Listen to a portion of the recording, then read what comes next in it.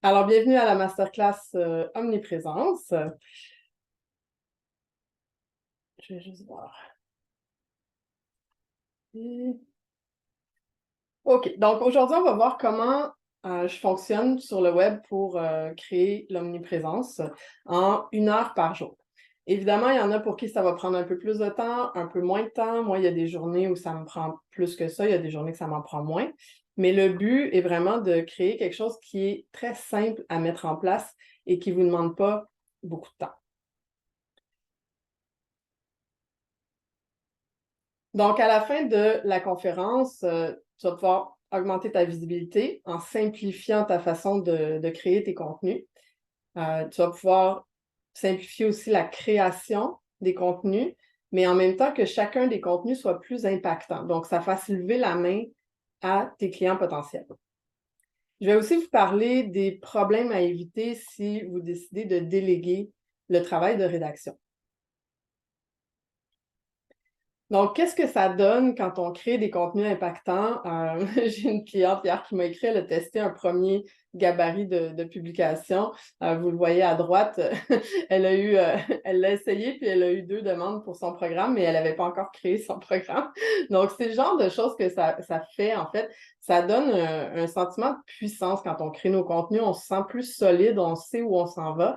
Et ça fait en sorte que les gens qui sont dus pour travailler avec nous vont lever la main. Donc, les gens vont venir vers nous plutôt que nous d'essayer d'aller attirer des gens. Donc, c'est vraiment un concept où on crée des contenus de manière régulière et quand les gens sont prêts, ils lèvent la main. Donc, on n'a pas à vendre constamment. Donc, pour ceux qui ne me connaissent pas, je pense que la plupart qui êtes là, vous me connaissez, mais si vous ne me connaissez pas, donc je suis stratège marketing. Je travaille 100% en ligne depuis 2003, donc ça fait officiellement 20 ans. Je suis vieille. Et je suis copywriter principalement et stratège vraiment à la base. Je suis très geek, j'aime m'amuser avec plein d'outils. Et pourquoi j'en viens à vous parler beaucoup en ce moment de l'omniprésence et de comment simplifier ce que vous faites sur le web, c'est que, ben, à la base, j'étais hyper workaholic, j'étais hyper cerveau gauche et je travaillais tout le temps. Et en 2008, ben, j'ai eu ma fille qui est arrivée dans le décor et qui est handicapée. Ça a fait en sorte que j'ai dû arrêter de travailler complètement pendant 2 ans. Et quand j'ai recommencé à travailler, j'avais un nombre d'heures extrêmement limité pour développer mon entreprise. Alors, ça m'a forcé un peu à revoir de un mes valeurs, où je voulais mettre mon temps et d'être très, très stratégique sur quoi je mettais du temps dans mon entreprise pour générer des revenus. Donc, ça m'a un peu forcé à éliminer tout le superflu et ça m'a amené à, étant donné que je suis très curieuse, ça m'a amené à voir un peu qu'est-ce que je peux faire euh, pour créer plus de revenus, mais en travaillant toujours moins d'heures, en fait.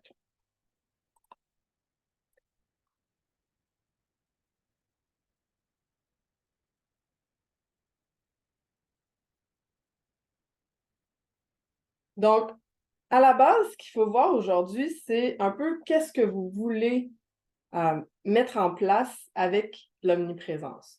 Donc, vous pouvez me le partager dans le chat, peut-être me dire, vous, qu'est-ce que ça veut dire pour vous, qu'est-ce que vous voulez en faire pour que ça me donne une idée un petit peu aussi de vos objectifs à vous.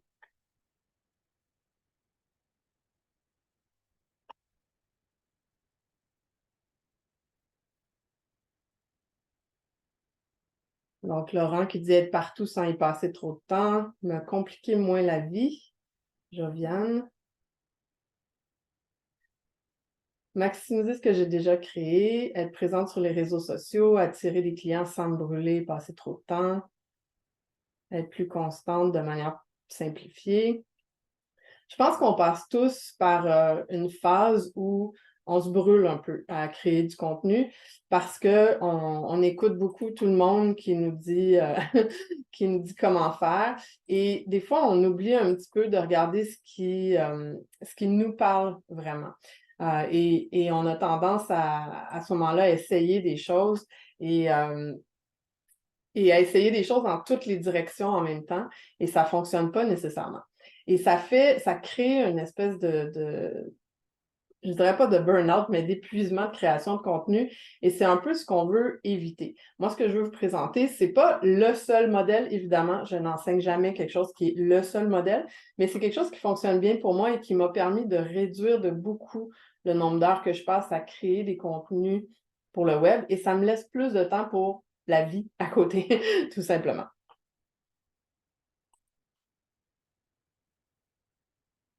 Donc, il y a 3 choses pour réussir l'omniprésence qu'il faut vraiment bien, bien comprendre. La première, c'est qu'il faut arrêter de courir après les likes et les commentaires.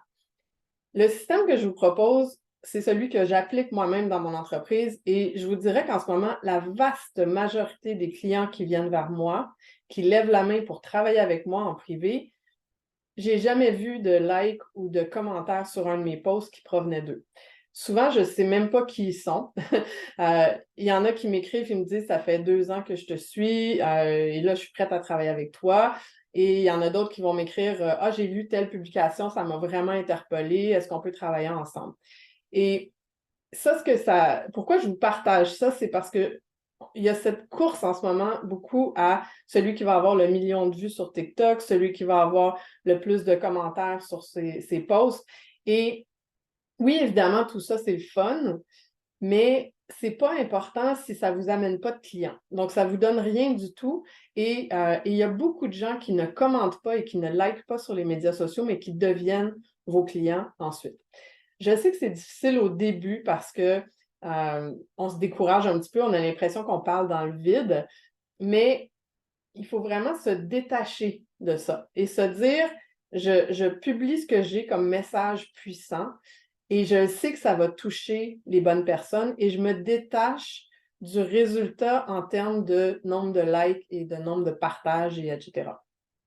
Parce que ce qu'on ne sait pas et ce qui n'est pas dit publiquement, c'est que il y a des gens qui ont beaucoup, beaucoup de likes et tout, mais ils n'ont pas de revenus derrière. Donc, ce n'est pas une garantie d'avoir des revenus parce que tu as plus de likes sur un post. Parce qu'il y a des types de posts qui vont forcer les likes et ça n'amène pas nécessairement des clients. Donc, c'est vrai que c'est décourageant. Il y a Joanie qui dit des fois, c'est décourageant, tu te demandes si ça vaut la peine le travail. Mais quand les gens se mettent à lever la main et à demander à travailler avec toi, alors qu'ils n'ont jamais commenté, c'est là que le switch se fait dans notre tête un peu et qu'on comprend que l'important, c'est la constance et la durée, en fait, d'être présent. Autre chose qui est hyper importante pour que l'omniprésence fonctionne, c'est qu'il faut avoir une offre qui est claire et qui règle un problème qui est très réel.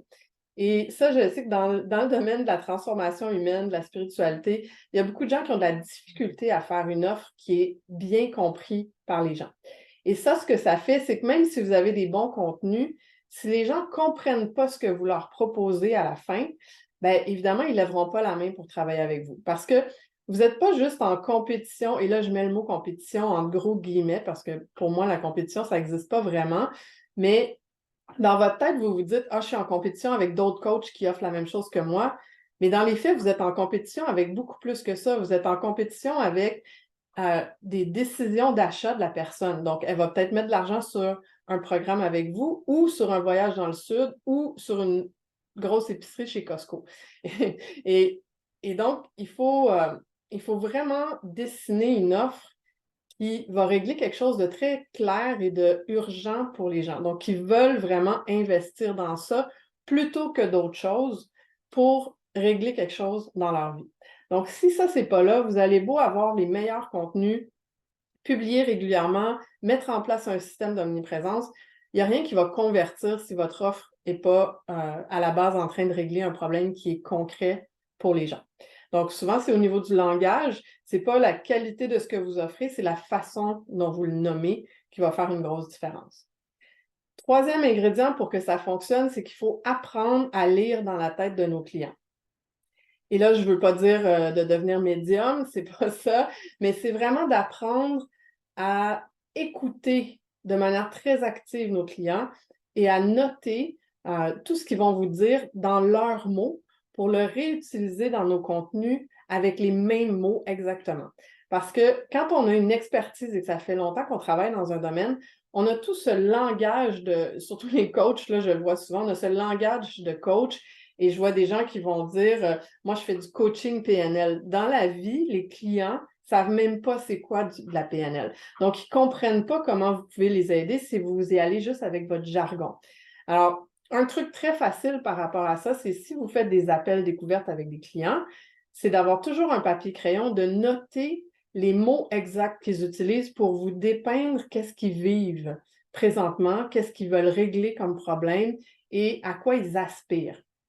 Plus vous allez faire ça, plus vous allez développer cette capacité de lire dans la tête des clients et vous allez créer des publications qui vont leur parler de manière très, très directe et vous allez vous mettre à recevoir des commentaires. Moi, j'en ai souvent des gens qui me disent « OK, arrête, là, on dirait que tu es vraiment dans ma tête. À chaque matin, je lis ton post, puis j'ai l'impression que tu me parles juste à moi. » Et c'est pas un hasard que ça fait ça, c'est parce que j'ai vraiment développé cette expertise-là de lire, de prendre le temps d'écouter et de noter et de réutiliser. Et c'est pas complexe à faire, il faut juste développer le réflexe de le faire, en fait.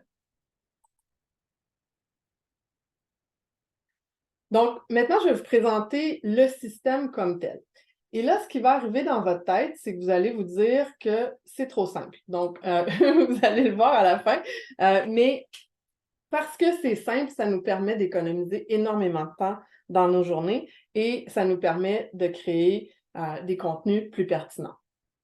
Donc, première étape pour mettre en place votre système d'omniprésence, vous allez décider ce que vous voulez vendre. Parce qu'on ne crée pas des contenus juste pour créer des contenus. On doit devenir stratégique parce qu'on va faire un seul contenu par jour.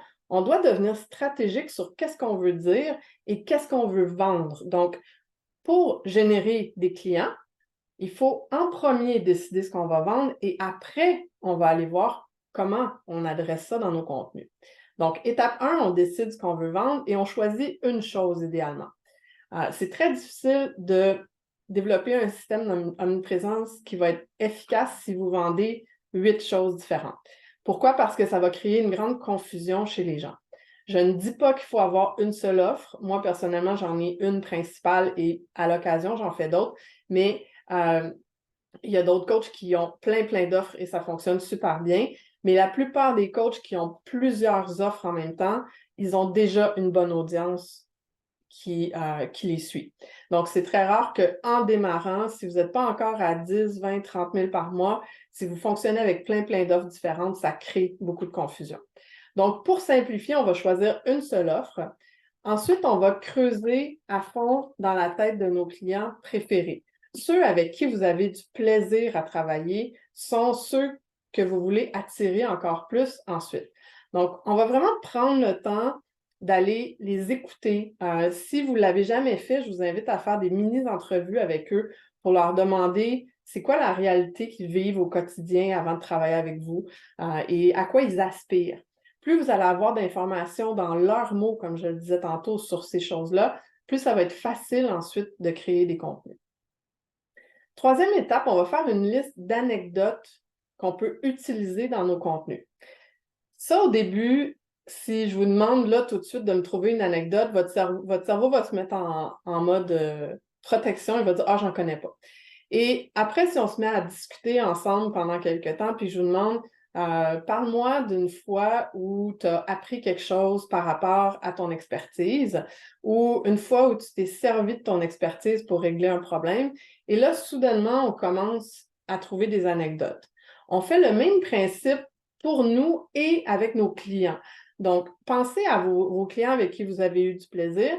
Pensez à des choses qui se sont passées en coaching. On ne veut évidemment pas utiliser dans nos contenus l'histoire spécifique d'un client sans lui demander son autorisation, mais la plupart de nos clients viennent pour des problématiques similaires. Donc, c'est très facile de dire je travaillais avec une cliente aujourd'hui, il est arrivé ça, et personne ne va savoir que c'est d'elle spécifiquement que je parle parce que c'est un problème qui est commun à plein de monde.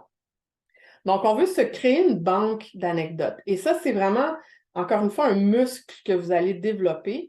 Moi, mon outil préféré, c'est mon application de notes sur mon téléphone. À chaque fois qu'il m'arrive quelque chose dans la journée et que je fais « Ah, ça, c'est drôle, je peux faire un lien avec ma business » ou « Ah, je viens de faire une prise de conscience, ça peut me servir dans un contenu », je vais toujours le noter pour que quand vient le temps de s'asseoir et d'écrire, je vais avoir déjà une banque d'anecdotes que je peux utiliser. Donc, ça rend la création beaucoup plus rapide et plus facile. Ensuite, on va trouver une liste de sujets. Donc, on va partir de ça, des anecdotes et de ce qui se passe dans la vie de nos clients pour trouver différents sujets. Je vais vous parler tantôt d'un exemple de gabarit de publication que vous pouvez utiliser qui est très, très simple. Mais à la base, vous allez devoir brainstormer pour trouver des angles de sujets qui vont dépeindre aux gens qu'est-ce qu'ils vivent et comment vous pouvez les aider. Ensuite, on commence le travail. Donc, étape 5, à chaque matin, on rédige un contenu. Et là, je dis chaque matin, ça peut être ça, comme ça peut être le lundi, vous bloquez 3 heures à votre agenda, puis vous faites votre rédaction pour la semaine. Moi, la plupart du temps, j'écris le jour même ou la veille. J'ai habituellement une journée d'avance à peu près sur mes contenus, mais ça arrive souvent que, je sais pas, moi, le dimanche matin, il fait pas beau, j'ai rien à faire et j'ai plein d'idées qui me viennent en tête. Je vais prendre 1 heure ou 2 puis je vais écrire mes contenus de la semaine. Donc, je vous dis, chaque matin, on écrit un contenu. Évidemment, c'est selon votre style de création. Si pour vous, ça devient une routine agréable, moi, c'est ce que j'ai fait, c'est que c'est devenu une routine le matin. J'ouvre pas mes courriels, je regarde rien. Je commence par mon contenu, je le fais, je le publie et après, je passe à ma journée. C'est vraiment un choix que vous devez faire de prioriser ça en ce moment pour attirer des clients. Et je sais qu'il y en a beaucoup qui ont le réflexe de dire « Oui, mais j'ai pas le temps, mes journées sont trop remplies. » Si tu me dis que tes journées sont trop remplies, mais qu'en même temps, tu me dis que tu n'as pas le chiffre d'affaires que tu veux, c'est parce que tes journées, et là, je vais être plate un peu, là, mais c'est parce que tes journées sont remplies d'actions qui ne sont pas pertinentes pour t'amener des clients. Donc, c'est un choix de dire, je vais prioriser le fait de devenir bonne à créer des contenus pertinents, impactants à chaque jour pour attirer les bons clients à moi. Et moi, c'est un choix que j'ai fait et c'est ce qui fait avec le temps que ça crée l'omniprésence. Donc, votre contenu est rédigé. On passe ensuite à l'étape 6. C'est qu'on va ajouter à la fin du contenu un appel à l'action qui est clair et qui est très soft, très léger. Si vous me lisez depuis un moment, si vous êtes là, c'est parce que vous me lisez depuis un moment, parce que vous avez vu passer l'information sur la masterclass. Vous savez qu'à la fin de presque toutes mes publications, j'ai un appel à l'action. Mais ce n'est pas un appel à l'action qui dit « sors ta carte de crédit et achète ». C'est toujours quelque chose de soft qui dit « si tu as aimé le contenu que je viens de partager ou si ça t'interpelle et que tu es prêt à passer à l'action, lève la main, écris-moi un message ». Donc, c'est extrêmement léger, c'est soft, ça ne pousse pas personne, il n'y a pas de manipulation et ça fait en sorte que c'est juste au moment où la personne est vraiment prête à travailler avec moi qu'elle va lever la main. Et ça, ce que ça fait, c'est que ça allège aussi le processus de vente après. Au lieu d'avoir à convaincre les gens quand je leur parle que j'ai de l'expertise, que je sais de quoi je parle, que je peux les aider, etc., c'est mon système d'omniprésence qui fait ce travail-là en amont. Et quand je leur parle, soit au téléphone ou par un échange dans Messenger ou sur WhatsApp, qu'importe, la vente est presque complétée déjà. Et ça allège non seulement la création du contenu, mais la vente après aussi. Donc, on veut vraiment créer un système qui fait en sorte que nos clients sont à 80% déjà prêts à acheter au moment où ils lèvent la main pour dire comment on peut travailler ensemble. Donc, une fois que votre contenu est prêt et que vous avez votre appel à l'action dessus, moi, ce que je fais, c'est que je l'ajoute sur 2 plateformes. Donc, et ça peut être 3, ça peut être 4, ça peut être 1. C'est à vous de voir, mais ce n'est pas nécessaire d'être partout.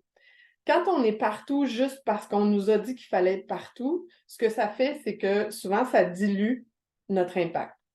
Moi, personnellement, je préfère LinkedIn et mon profil perso sur Facebook. Donc, c'est les 2 endroits où je publie systématiquement. À l'occasion, je vais publier aussi dans mon groupe Facebook ou sur ma page pro, mais systématiquement, les 2 plateformes que j'utilise, c'est mon profil personnel et mon profil sur LinkedIn. J'utilisais Instagram dans le passé. Personnellement, c'est une plateforme qui ne me parle pas, donc j'ai simplement choisi d'arrêter de l'utiliser. Et si vous, dans votre cas, ça va peut-être être autre chose. Ça va peut-être être, moi, je veux absolument être sur Instagram et sur Facebook. LinkedIn, je veux rien savoir. OK. En fait, vous choisissez celle qui vous parle, mais le principe est de publier votre contenu du matin sur 2 plateformes. Qu'est-ce que je fais ensuite? J'envoie le même contenu par courriel à ma liste, à chaque jour. Donc, chaque fois que je crée un contenu, je le publie sur 2 plateformes et ensuite, je l'envoie à ma liste. Et dernière étape, j'ajoute le même texte sur mon blog, sur mon site web. Donc, ça alimente mon site Internet, ce qui va générer éventuellement un peu de trafic de Google. Donc, Nathalie demande pourquoi j'utilise mon profil perso plutôt que business. C'est un choix personnel, mais en ce moment, le reach est meilleur sur les profils perso sur Facebook que sur les pages.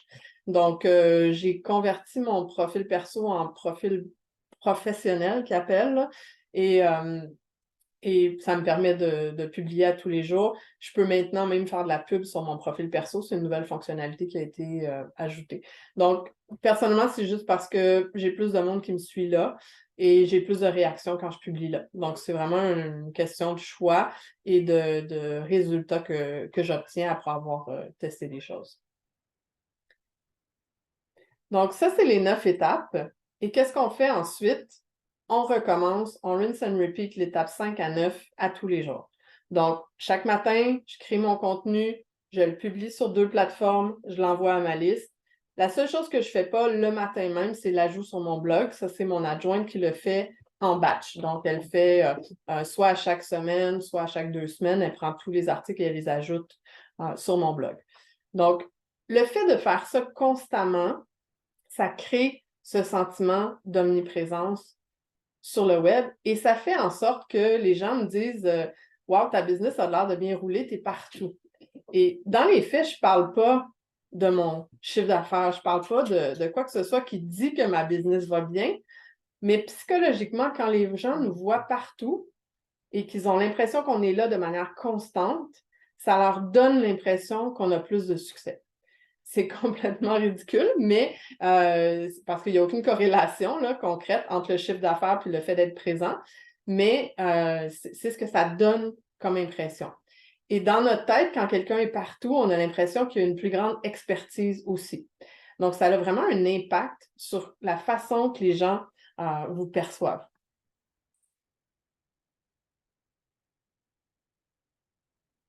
Ensuite, si tu veux booster encore plus ton programme, ton système d'omniprésence, ce que tu peux faire, c'est recycler tes contenus sur plus de plateformes.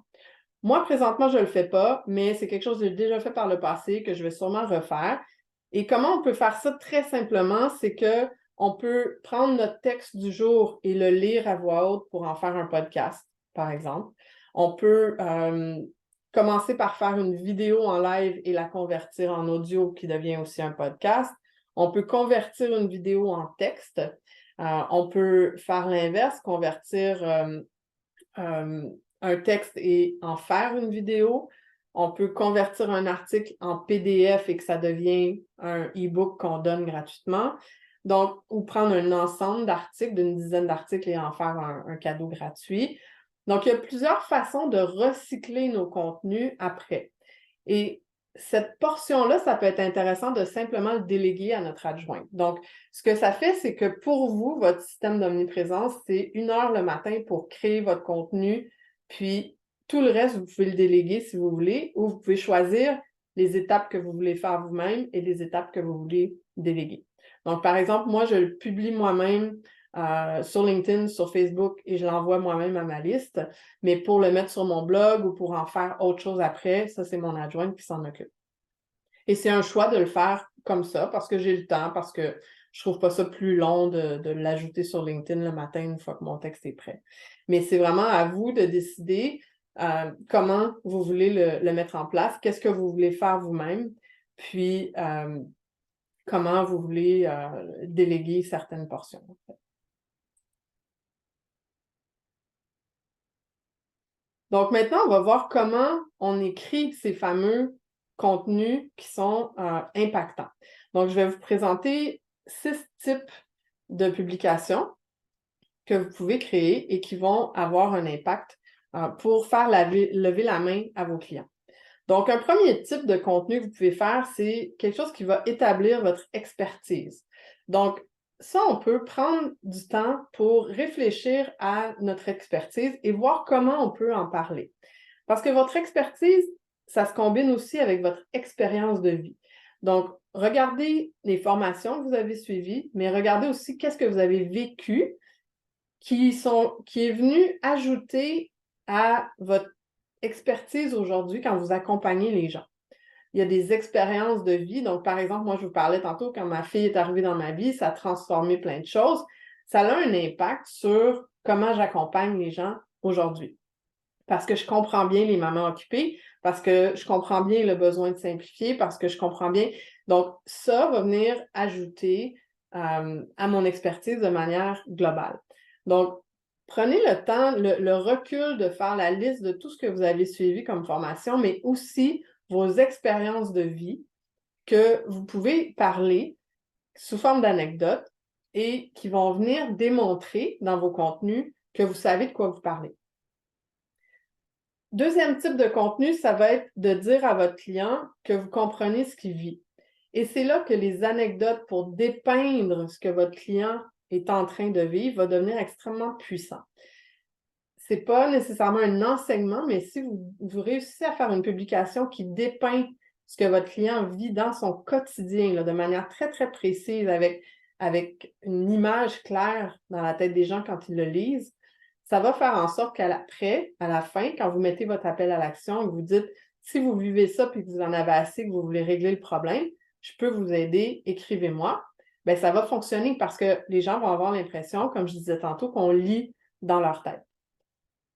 Troisième type de contenu, on appelle ça en anglais du future pacing. Qu'est-ce que ça veut dire? C'est qu'on va dépeindre à quoi va ressembler leur vie une fois que le problème est réglé. Parce qu'on ne veut pas juste toucher à la douleur d'être dans le problème. Ça devient un peu négatif des fois quand on fait que ça. Donc, c'est intéressant aussi d'aller leur montrer à quoi ça ressemble quand c'est réglé. Ça se fait très facilement par des études de cas avec vos clients qui ont eu des beaux succès. Ça se fait par des témoignages et ça se fait aussi par des anecdotes que vous racontez. Donc, par exemple, j'ai travaillé avec une cliente, on a fait ça ensemble, puis aujourd'hui, elle est fière parce qu'elle a réussi à. Donc, ce genre de contenu-là va dépeindre à quoi ça ressemble en premier, mais en même temps, ça va venir établir votre expertise. Donc, souvent, les publications vont mélanger plus qu'un type parce que par la bande, ça vient dire aux gens que vous savez ce que vous faites. Quatrième type de contenu, présentez votre système unique. Donc, quand vous accompagnez les gens dans le domaine de la transformation humaine, vous avez toujours des étapes par lesquelles vous les faites passer. C'est presque systématique qu'on fait passer les gens par la même séquence ou presque.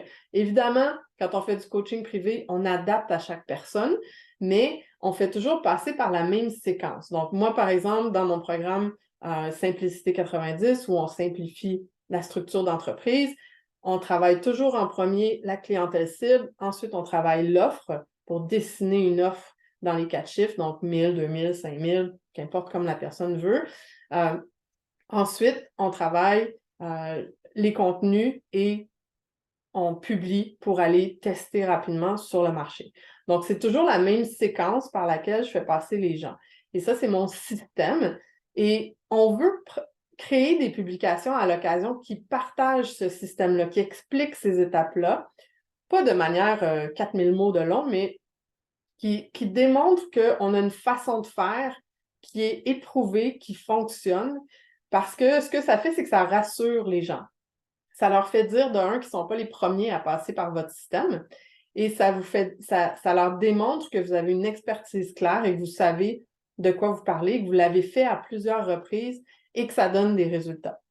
Donc, créez des contenus à l'occasion qui vont présenter ce système-là, qui vont expliquer les étapes par lesquelles vous faites passer les gens. Et si vous voulez amener ça à un niveau encore plus haut, nommez votre système. Par exemple, moi, récemment, j'ai fait un programme qui s'appelle Mystique Marketing et le mot mystique, chaque lettre était une étape de mon système par lequel je fais passer mes clients. Pourquoi on fait ce genre de choses-là? C'est que c'est plus facile à retenir pour les gens Et ça ancre aussi dans leur tête qu'on a vraiment un système qui est clair, qui est précis et qui est unique à nous et qu'on a développé nous-mêmes.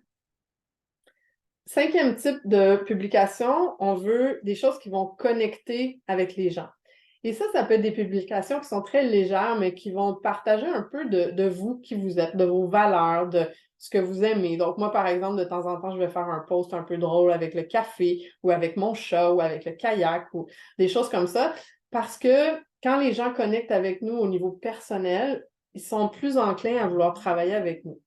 Et ça n'a rien de nouveau, hein. C'est comme dans le passé, quand les gens signaient des contrats sur le terrain de golf, pourquoi ils signaient des contrats ensemble? C'est pas nécessairement parce qu'il y avait besoin d'un contrat là, mais parce que les deux aiment le golf et ça a généré une conversation qui a découlé en faire de la business ensemble. Donc, le fait de partager un peu qui vous n'êtes pas obligé de partager votre vie privée au complet, mais le fait d'en partager une partie, surtout autour de vos valeurs, de ce que vous aimez, ça va faire en sorte que votre communauté va connecter avec vous sur ces points-là. Et ça fait des posts qui sont légers, mais qui créent beaucoup d'engagement habituellement. 6e post, 6e type de publication que moi j'utilise très, très souvent, c'est la prise de conscience. Donc, s'il m'arrive quelque chose dans la journée, que je fais une prise de conscience sur quelque chose, je vais souvent l'utiliser comme anecdote et enseignement pour faire cette prise de conscience-là aux gens, parce que d'un, ça démontre que je suis passée par là moi aussi, ça démontre que je sais de quoi je parle et ça démontre que je peux les aider. Donc, ça connecte très, très fort avec les gens parce qu'ils font la prise de conscience. Ils ne savent pas encore comment régler le problème eux-mêmes, mais ils comprennent que je sais de quoi je parle et que je sais ce qu'ils vivent en même temps. Donc, plus vous prenez l'habitude de noter vos propres prises de conscience pour en faire des publications et les prises de conscience de vos clients pour en faire des publications aussi, plus ça va connecter et ça va faire lever la main aux gens pour travailler avec vous. Donc, maintenant, un gabarit de publication tout simple que vous pouvez utiliser. Commencez par choisir un enseignement que vous voulez faire. Donc, vous avez quelque chose que vous voulez partager sur un sujet X, vous allez décider de cet enseignement-là. Ensuite, on trouve une anecdote qui est en lien avec cet enseignement-là qu'on veut faire. Et après, on écrit la publication en commençant par l'anecdote. Donc, on ouvre avec une histoire. Ensuite, on transitionne vers c'est quoi l'enseignement derrière cette histoire-là. Et on termine avec l'appel à l'action en disant si tu veux mettre ça en place ou si tu vis ça toi aussi que tu veux le régler, contacte-moi, je peux t'aider. Tout simplement. On l'a dit tantôt, appel à l'action très soft. Il n'y a pas de pression vers quoi que ce soit. Et en dernier, on va écrire l'accroche qui est ce qui est en haut de la publication. Pourquoi on écrit l'accroche en dernier? Parce que souvent, elle va nous sauter aux yeux dans le contenu qu'on va avoir écrit. L'accroche, c'est hyper important en copywriting parce que c'est ce qui donne envie aux gens de lire la suite. Donc, si votre accroche est faible, l'accroche, ça va être ce qui va donner envie aux gens de lire la suite sur une publication qui est sur un média social. Mais dans un courriel, ça va être la ligne de l'objet. Et si l'accroche n'est pas bonne, ben, les gens ne cliqueront pas pour ouvrir le courriel. Et ça, bien évidemment, ça va diminuer votre taux d'ouverture et diminuer le nombre de personnes qui vont lire votre contenu que vous avez pris le temps d'écrire. Donc, l'accroche, passez-y beaucoup de temps. C'est vraiment, idéalement, ça doit piquer la curiosité, ça doit vraiment donner envie aux gens de lire la suite. Ça ne dit pas tout ce qu'il y a dans le contenu, l'accroche, mais ça donne envie simplement de continuer la lecture.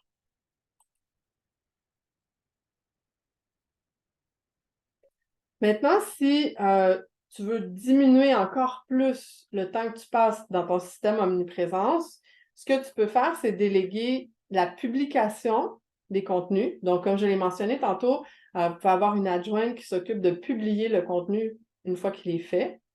Vous pouvez déléguer la conversion des contenus en d'autres formats pour les recycler. Donc, ce n'est pas à vous nécessairement de convertir d'une vidéo en audio, d'un audio en podcast, de tout ça. Ça, c'est quelque chose qui est très facile à déléguer et ce n'est pas l'endroit où c'est le plus rentable pour vous dans votre entreprise de passer du temps. Ça va vous coûter beaucoup moins cher de le faire par une adjointe que de faire ça vous-même. Vous, votre rentabilité est beaucoup plus dans la création initiale du contenu. Et troisième chose que vous pouvez faire si vous voulez, c'est déléguer carrément la rédaction des contenus. Évidemment, ça, c'est plus coûteux, mais si votre chiffre d'affaires le permet et que vous dites, moi, là, je ne veux plus y toucher, je veux mettre mon système omniprésence en place, mais je veux que quelqu'un le fasse pour moi, c'est très possible aujourd'hui de déléguer, de trouver quelqu'un qui fait de la rédaction web. Moi, j'en fais avec mon agence et c'est quelque chose qui peut se faire. Par contre, je voulais vous partager, si vous pensez à déléguer la rédaction comme telle, je voulais juste vous donner quelques points à tenir compte pour être sûr que ça se passe bien. Donc, premièrement, assurez-vous d'avoir fait déjà de la création de contenu en premier. Si vous démarrez vraiment votre entreprise en ce moment, je ne vous recommande pas de déléguer la rédaction parce que vous n'avez pas encore établi votre voix, qui vous êtes, qu'est-ce que vous voulez dire, à qui vous vous adressez. Et c'est vraiment important d'apprendre à le faire parce que quelqu'un qui va écrire pour vous va se fier sur ce que vous allez lui partager. Si vous n'avez jamais fait de contenu, vous ne serez pas capable de diriger la personne de la bonne façon pour avoir des contenus qui vont être impactants. Donc, on en fait soi-même en premier. Ensuite, il faut s'assurer quand on délègue à quelqu'un que la personne peut utiliser notre langage. Par exemple, ça peut être délicat des fois si on a tendance à écrire des contenus très à la québécoise et qu'on délègue à un rédacteur web qui est français. Parce que le langage ne sera pas le même. Donc, il faut s'assurer que la personne est capable d'utiliser notre langage de la même façon pour pas que ça sonne comme si ça venait de quelqu'un d'autre. Vous venez peut-être d'entendre Juliette passer. Ensuite, on veut, troisième point, s'assurer que notre offre est très, très claire et qu'elle se vend bien déjà. Si vous déléguez la rédaction de vos contenus puis que votre offre n'est pas encore facile à vendre, ça va être difficile de rentabiliser la rédaction que vous allez payer. Donc, on teste notre offre en premier. Quand ça se vend bien, on peut penser après à déléguer si on veut. Ensuite, si vous déléguez la rédaction, assurez-vous de toujours réviser les contenus pour y ajouter votre énergie avant qu'ils soient publiés. Donc, ça ne doit pas devenir un processus que vous déléguez à 100% et que vous ne touchez plus jamais. Parce que c'est votre marque personnelle que vous développez sur le web, c'est vous que vous vendez sur le web. Et si votre énergie n'est pas infusée dans les contenus, vous allez voir une drop dans vos revenus. Je le vois souvent, des gens qui avaient beaucoup de succès, à un moment donné, sont trop occupés, décident de déléguer la rédaction et sortir complètement du processus et les ventes plongent. Donc, on ne veut pas que ça arrive, on veut quand même infuser notre énergie dans les contenus et donc au moins les réviser avant qu'ils soient publiés pour s'assurer que ça ressemble à qui on est et carrément au niveau énergétique de mettre notre énergie dans les contenus avant qu'ils soient publiés. Autre chose importante, si vous commencez avec un nouveau rédacteur web, engagez-vous pas sur un mandat sur 12 mois. Donc, prenez quelques mois pour commencer, tester pendant un moment. Évidemment, vous ne pouvez pas demander à un rédacteur de faire 2 posts et de prendre une décision après à savoir si ça fonctionne ou pas, là. Il faut y aller quand même dans la durée, mais engagez-vous pas sur quelque chose de trop long duquel vous ne pouvez pas sortir avec un contrat trop rigide parce que si ça ne fonctionne pas, ça va vous coûter très cher et ça ne sera pas efficace. Ensuite, on veut mesurer les résultats pour s'assurer que ça fonctionne bien.